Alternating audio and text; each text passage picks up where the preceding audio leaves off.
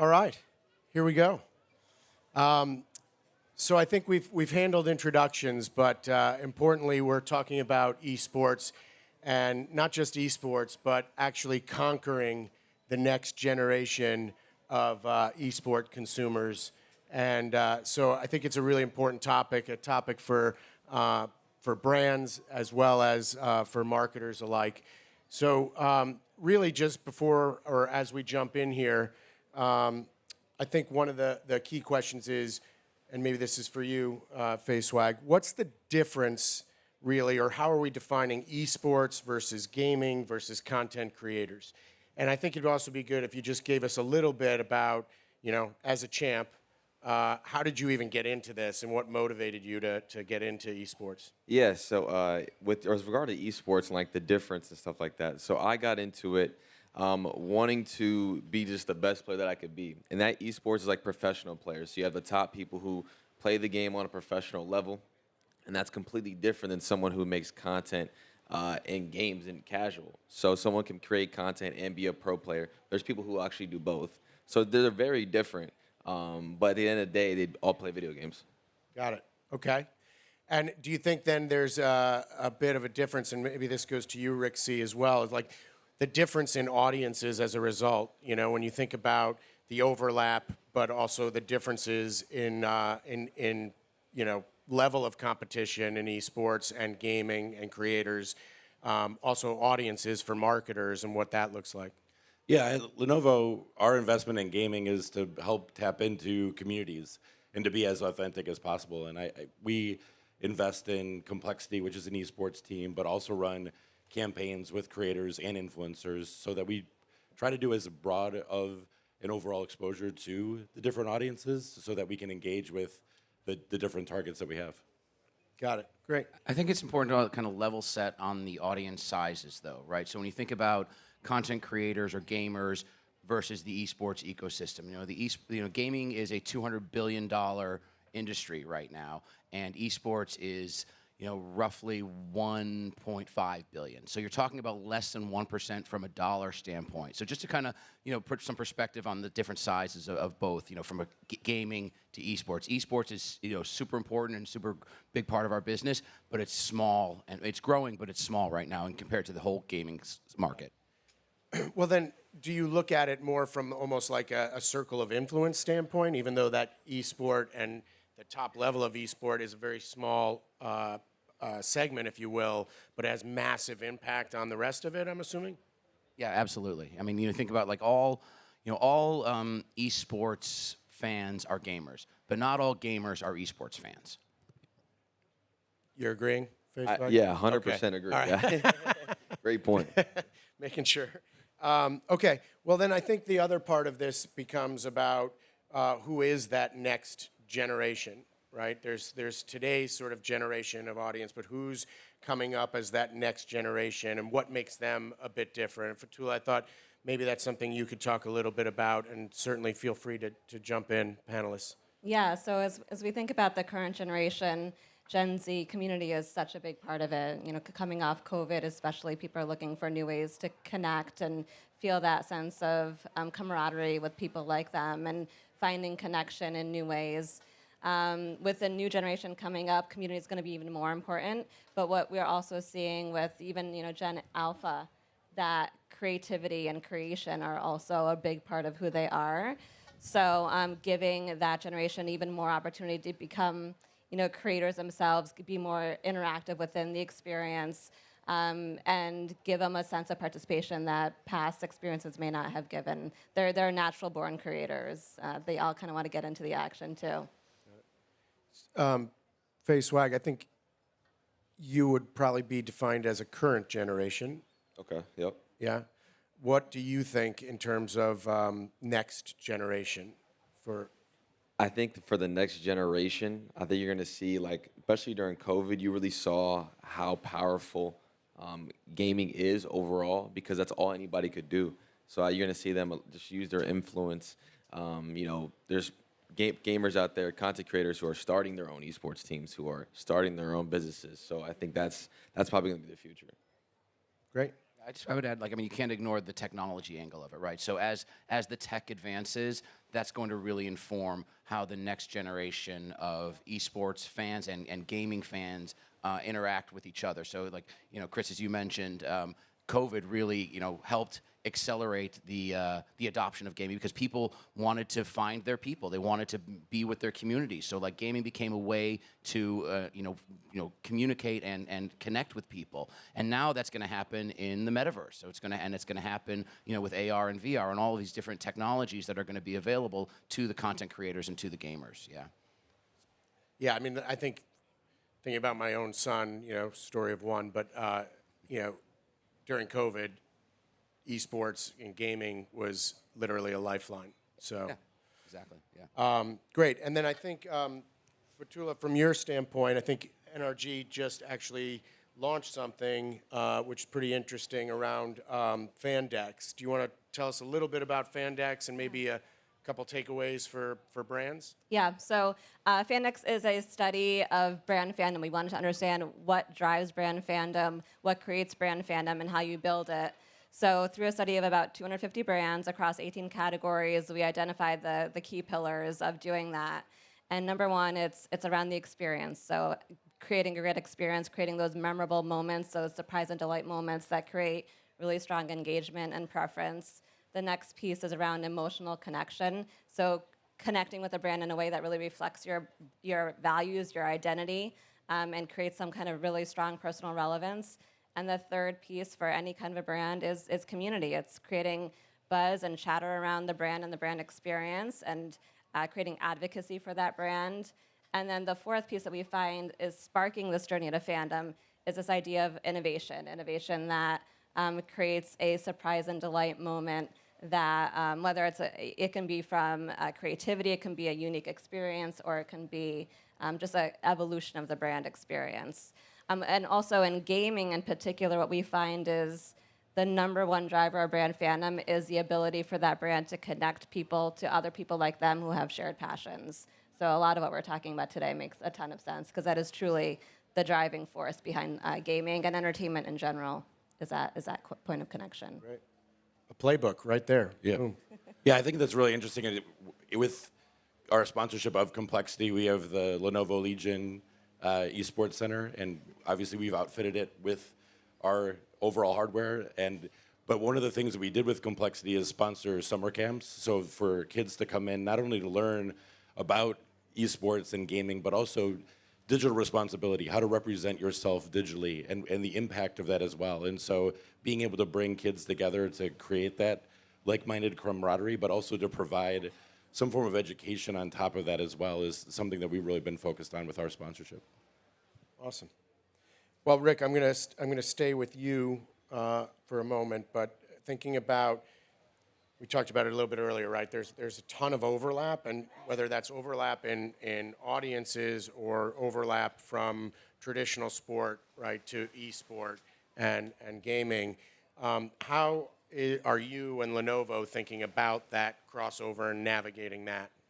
Yeah, I think there's a ton of overlap overall. So the Dallas Cowboys are also a big investor in Complexity Gaming, and that sponsorship led us to talk with the Cowboys and led to us being the official hardware partner of the Dallas Cowboys because we see so much overlap, whether it's at the athlete level, getting in and playing games and esports, to just at the overall sponsorship level of like how brands can invest and create an authentic experience. So yes, we see a ton of overlap overall between those.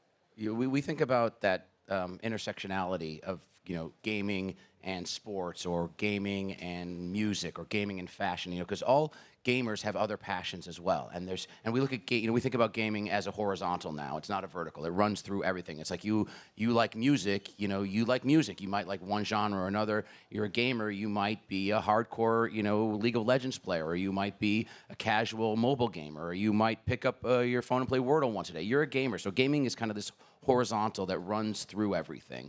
And, you know, so working with Complexity Complexity. We worked with Complexity as well. We have a program called NFL Tuesday Night Gaming with the NFL, where we have gamers and stars and legends of the NFL facing off on a live stream every Tuesday night. And it's great because it's content that really highlights that intersection of gaming and sports, right? And the fans love it because they get to see their favorite stars, whether they're fans of like Ninja or Booga or Sakuna or Faze, Faze Swagg, like they come to because they want to watch their favorite content creators, but then they get introduced to some of these stars and legends of the games that they might not know. And now the NFL has reached a younger audience and developed fans in a new and exciting way.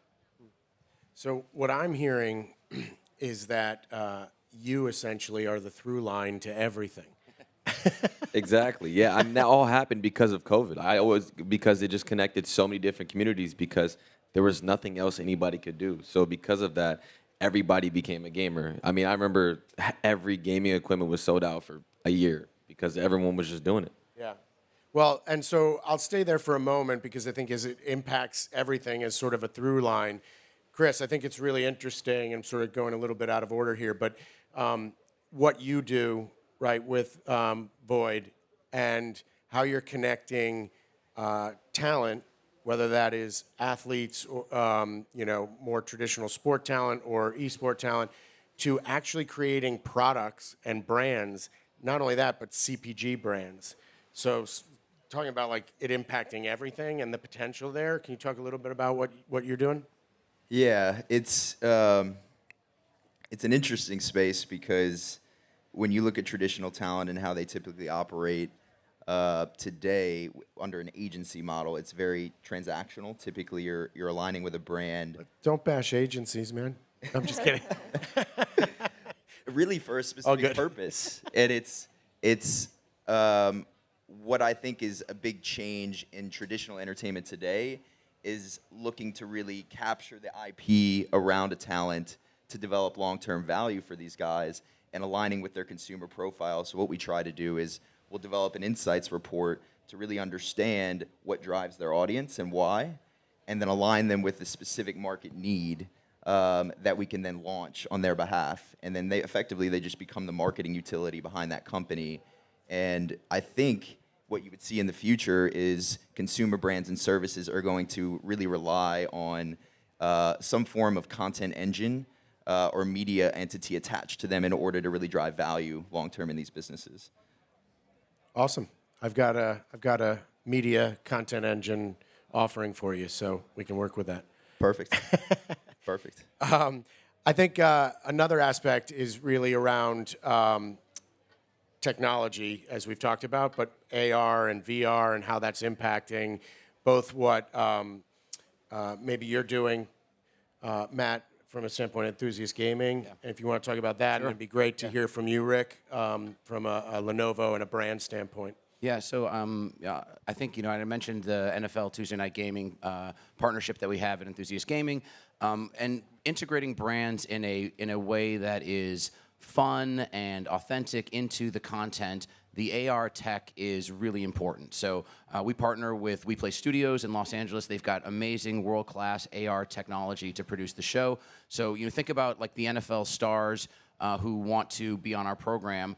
They might have practice the next morning if they're in season, and they're not going to fly out to LA to do our show, so they participate remotely. So we have these giant AR windows that drop down, and the host can be interacting with them as if they're there. So that really helps the content. And then from a brand integration standpoint, being able to do things. We did a partnership with Nickelodeon where we had the AR slime, that Nickelodeon signature slime all over the set, and it looked great, and Nickelodeon loved it. But it's obviously using the AR tech. So I think that's a really important thing. And as we move into season 2, we're looking to really expand that with other product integration. So if you want to have like Hyundai Kia or a car on set, you don't have to drive the latest model into the studio and do that. You just have a virtual representation of it that looks exactly like it's there, and the brand integration looks great, and it's it's a much lower cost option.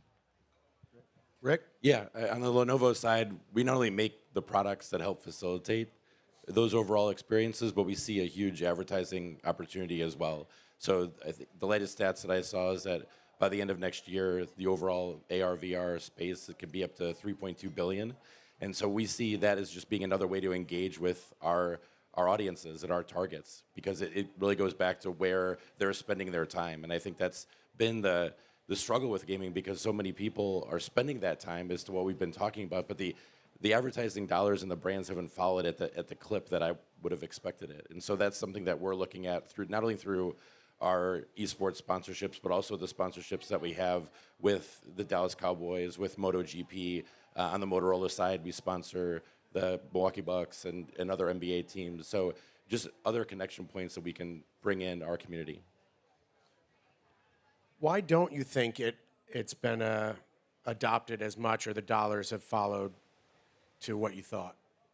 Yeah, I mean, I think when esports first came out, there was a lot of brands that jumped right into the space, but I think with any buzzword that's building, they might not have had that strategy or those specific KPIs. And so then there's that reckoning a couple of years in of like, well, what is this proving? What is this doing? And so that's something that we've tried to do really focused that within the media COE, is making sure that with any test that we're doing or big sponsorship, that we know what we're trying to get out of it at the end of the day. And we're really clear with the partners that we're working with. So it's not just us slapping the Lenovo logo everywhere and shaking hands and saying job well done, but just how do we want to engage the community and what we want to get out of it at the end of the day.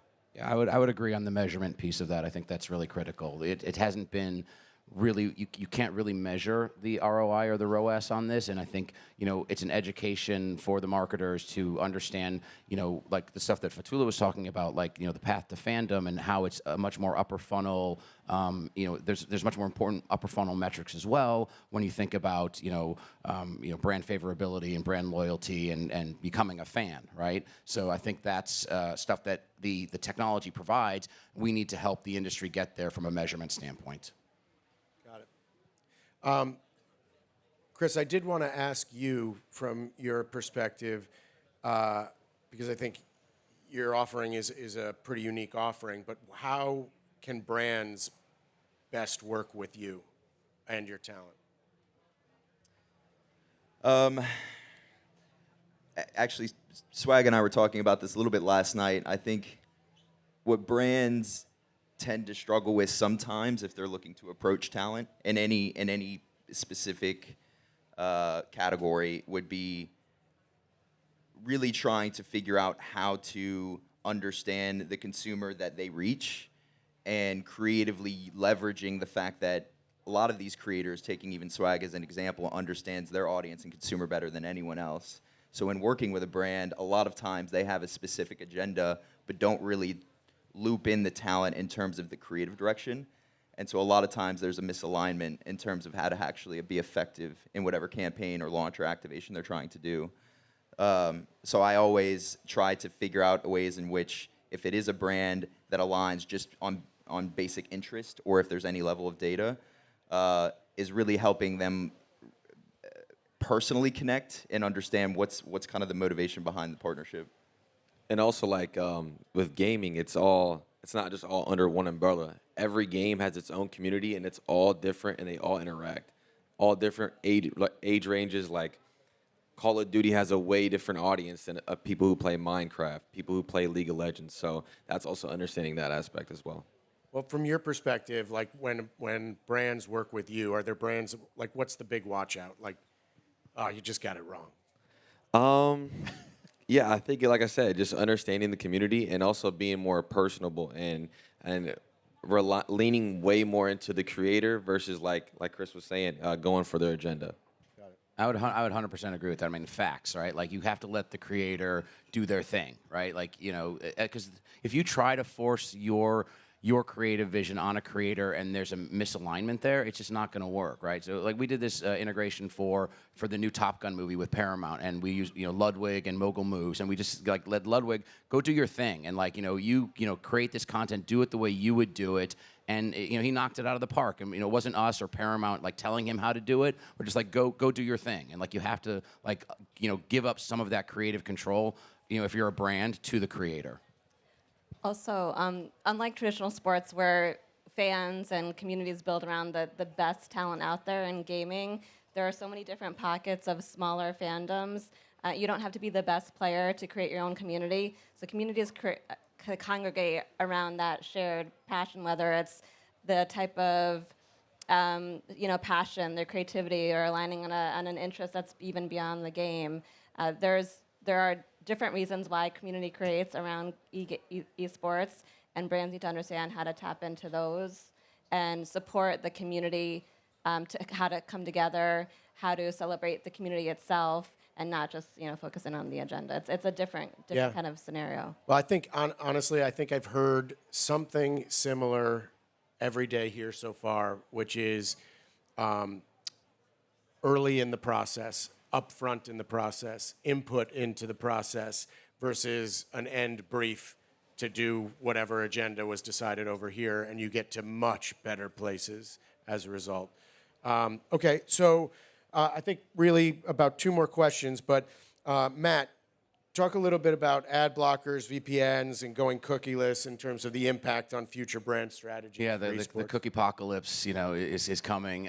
So I think about the stuff that we do from a gaming standpoint, especially from a content creator standpoint. They're really well positioned because a lot of the integrations they do are not going to be blocked by ad blockers or VPNs because they're native, they're intrinsic. So whether you're doing in-game intrinsic advertising or you're doing sponsorships in a live stream, that's not going to be blocked by an ad blocker or a VPN, right?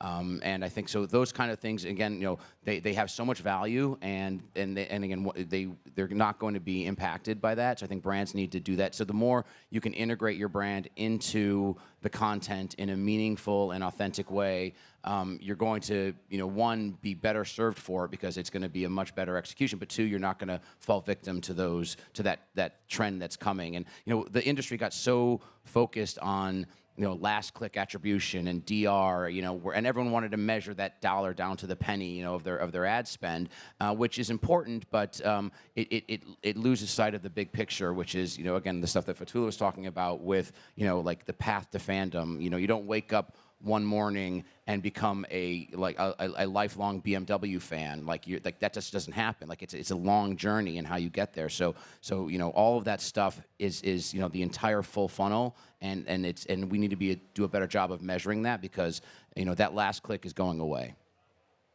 Any builds? I would just say consistency is also something that's important. I've seen where in my previous lives before Lenovo, brands that just do one collaboration with a creator or an influencer, and then they're like, we did it. We did influencer marketing, and then they move on to the next thing. I think it's about building series and programs that have that longevity that you can continue to engage with the community. I think that's important as well. 100%. I mean, there's a great article about, what if Michael Jordan only wore Nikes for one game? He wouldn't be the same. That longevity is key, and that the commitment to not just I'm just going to sponsor this one time and one and done. If Michael Jordan, even if he only wore Nikes for one season, it wouldn't be the same, right? He's the Nike guy. He's Michael Jordan. He's the GOAT. You think that's what you associate, So yeah. I think agree completely. Consistency, right, builds relationships and brands. So I think we're just about at it. Faze, Swagg, you want to sort of bring us home here? I'll throw something to you. But if you sort of had to summarize from your perspective the future of esports for players like yourself, fans, and brands, what would you say? Yeah, I would say the future, as you're seeing it right now, the creators are, making their own products, creating their own companies, starting their own teams, because for so long there was such a disconnect to the point where people or brands weren't really understanding their communities, so they just took it in their own hands. So I think from a brand standpoint, I think you just got to lean way more into the creator. For an example, I mean, let's say you hire, somebody for I was telling you yesterday, a drink campaign, right? I think you go into it, instead of just hiring them to promote your drink, work with them to make their own drink for the community that they can enjoy, a more personalized product. So I think going in into the future, it's more going to be like that. Fantastic. All righty. I think we're at time. I want to thank each and every one of you here. We've got a big panel, but a great discussion. So thank you so much, and we'll talk to you all later.